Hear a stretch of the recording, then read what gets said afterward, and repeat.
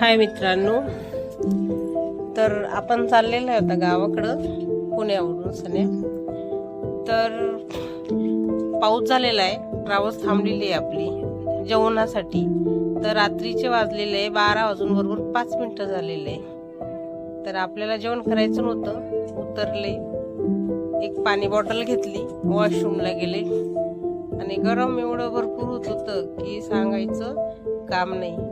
मग बाहेर एक स्टॉल लागलेला होता, म्हणजे हॉटेलच्या तिथून बघा मी एक छान अशी थम्सअपची अशी बाटली घेतलेली आहे, तुम्ही बघू शकता.